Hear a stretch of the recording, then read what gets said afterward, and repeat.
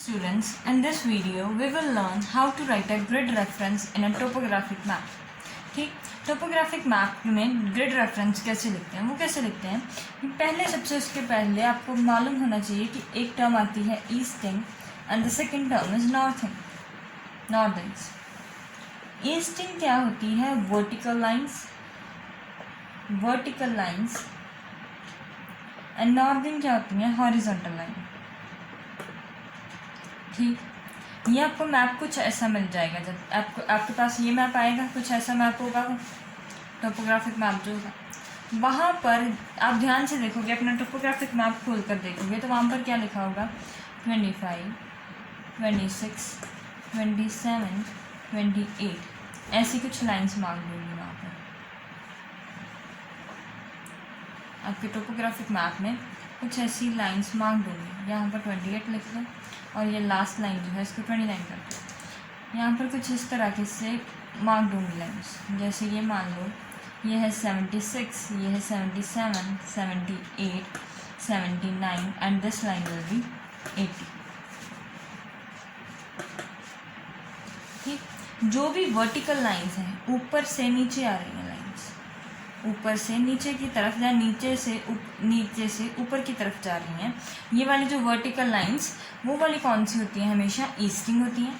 और जो लाइंस यहाँ से इस तरीके से ऐसे जा रही हैं हॉरिजॉन्टल हैं, वो सारी की सारी आती हैं नॉर्थिंग. ये ऐसा क्यों होता है? वर्टिकल लाइंस को ईस्टिंग क्यों कहते हैं? क्योंकि ध्यान से देखो उनकी नंबरिंग कैसे हो रही है, ऐसे इस तरीके से. सॉरी, दिस इज 25, ये नीचे आ रही है और इनकी नंबरिंग देखो इस तरीके से हो रही है. आपको इतना तो पता ही है ना, this is north, this is south, this is east and this is west. अब ये देखो ईस्टिंग की तरफ बढ़ रही हैं, ईस्ट की तरफ इनकी वैल्यू बढ़ रही है 25, 26, 27, 28, 29 सो ऑन अप टू जितना भी होगा. ठीक है, इस तरफ में ये वाली जो वर्टिकल लाइंस हैं, ऐसी को जो लाइंस हैं उनकी इस तरफ में डायरेक्शन में नंबरिंग हो रही है. इस डायरेक्शन में जो कम हो रही है, जो ज़्यादा हो रही है इस डायरेक्शन में दी गई है. तो ऐसी को क्या कहेंगे? ईस्टिंग में ज़्यादा, ईस्ट साइड पर ज़्यादा आ रही है तो ऐसी लाइंस को क्या कह देंगे हम? ईस्टिंग्स. और जो लाइंस इनकी नंबरिंग देखो नीचे से ऊपर जाते तरफ इंक्रीज कर रही है, 76, 77, 78, 79, 80 नीचे से ऊपर जा रही हैं, साउथ से नॉर्थ जा रही हैं, तो उन लाइंस को हम क्या कह देंगे? नॉर्थिंग्स. इतनी बात समझ में आई कि नॉर्थिंग क्या होता है और ईस्टिंग क्या होता है. अब जो ग्रिड रेफरेंस है वो दो तरह की आएंगी आपके सिलेबस में, 4 figure grid reference and 6 figure grid reference. और ये क्वेश्चन पक्का आएगा ही आएगा. ठीक है, इसके लिए 4 फिगर ग्रिड रेफरेंस के लिए पहले आप ईस्टिंग लिखोगे, फिर आप नॉर्थिंग लिखोगे.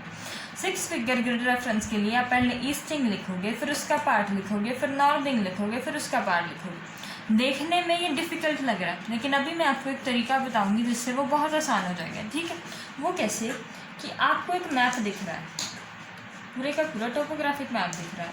उसने कहा कि वहाँ पर कोई सेटलमेंट है और वहाँ पर ये है टेम्पल है वहाँ पर बना हुआ. ये एक टेम्पल का सिंबल है, ये हमें मालूम है कि ये एक टेम्पल है, दिस इज़ अ टेम्पल.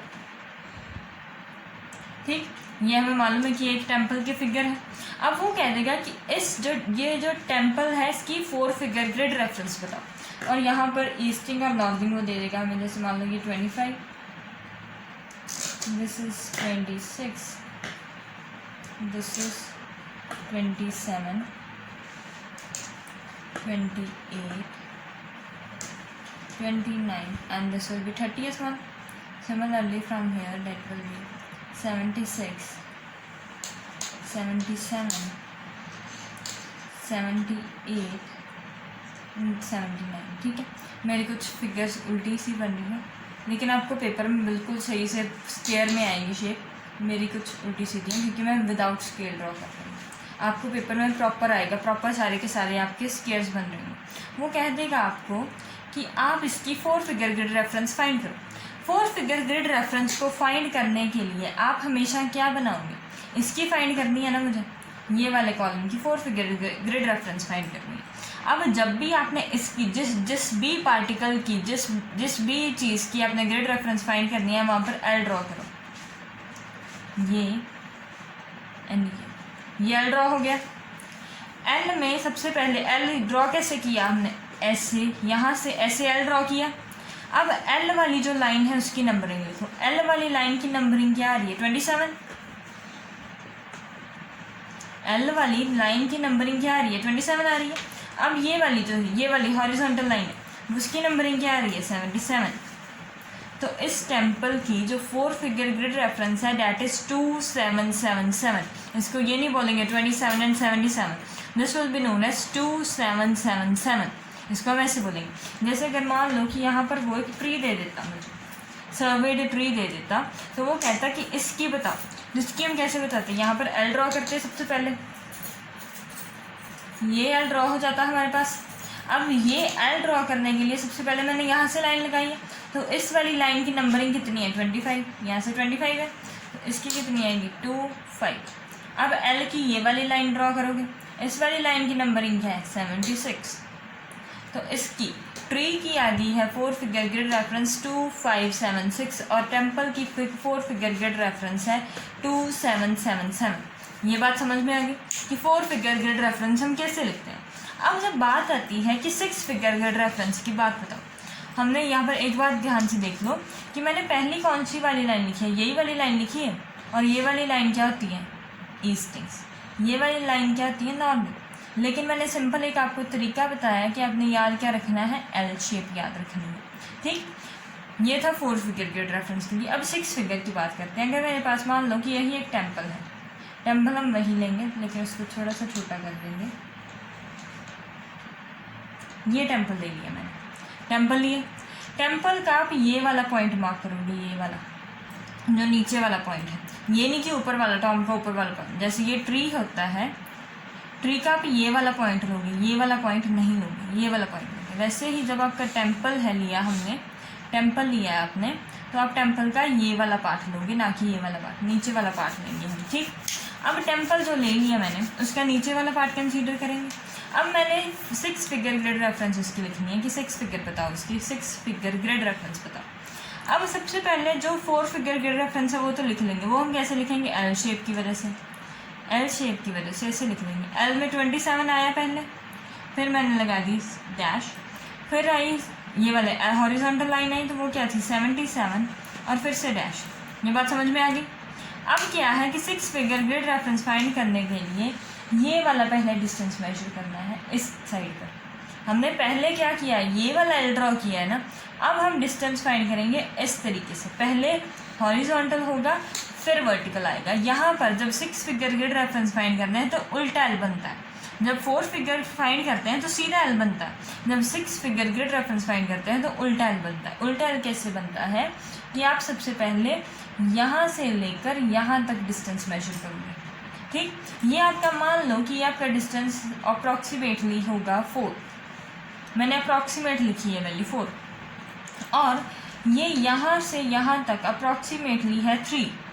मैंने अब तो स्केल नहीं लिया क्योंकि मेरे पास स्केल है नहीं अभी, मैं वैसे ही आपको अंदाजे से बता रही हूँ, अप्रॉक्सीमेट वैल्यू बता रही हूँ कि ये कैसे आया कि यहाँ से ये वाले जो पॉइंट था उससे इसकी फिगर जो आई वो 4 दूर आई, और यहाँ से नीचे से ऊपर तक इतना आया। तो ये क्या बना? ऐसे कुछ, ऐसे कुछ। ये क्या बन गया है? उल्टा एल बना। हमने क्या पहले सीधा हमने एल लिया, अब 6 फिगर के रेफरेंस के लिए पहले 4 फिगर तो हम वैसे ही लिख लेंगे, लेकिन जो 6 फिगर है वो बाद में लिखेंगे। ठीक है, यहाँ तक बात समझ में आई है? मैं तो अप्रॉक्सीमेट वैल्यूज़ बता रही हूँ, लेकिन आपको तो प्रॉपर फिक्स्ड वैल्यूज़ चाहिए पेपर में। तो आप पेपर में क्या करोगे कि आप स्केल लोगे, प्रॉपर स्केल लोगे जिसके ऊपर नंबरिंग हो रखी होगी 0 1 2 3 4 5 1 2 3 4, दिस विल बी 1। फिर 1 2 3 4 5 1 2 3 4 5, दिस विल बी 2 4 5 एंड 1 2 3 4। ऐसी नंबरिंग होती है स्केल में। स्केल आपका ऐसे कुछ होता है। तो आप क्या करोगे कि जब भी आपको किसी भी फिगर की आपने ग्रिड रेफरेंस फाइंड करनी है, उसका हमने एल ड्रॉ कर लिया है, ये एल है। मान लो कि ये वाली लाइन जो हमने पीछे वाली ड्रॉ किया था वो क्या था? 25 था शायद, पता नहीं, मुझे याद भूल गया। 2576, अगर गलती होगी तो बता देना, जितना भी है। और यहाँ पर मैंने लिया था एक टेम्पल, ऐसे ही लिया था मैंने। ये टेम्पल हो गया, ये टेम्पल हो गया था हमारा, ये टेम्पल था। अब मैंने कहा था कि उसका कौन सा पॉइंट मार्क करना है? ये वाला, और यहाँ से इधर आना है, यहाँ से इधर आना है। ठीक, अब हमने इसकी 4 फिगर लिख ली थी कि पहले सीधा वाला एल बनाओ, उसकी नंबरिंग लिख लो 2 5 और डैश लगा दो और उसकी नंबरिंग लिख लो 7 6। ठीक, ये हमने सीधे एल वाली लिख दी थी।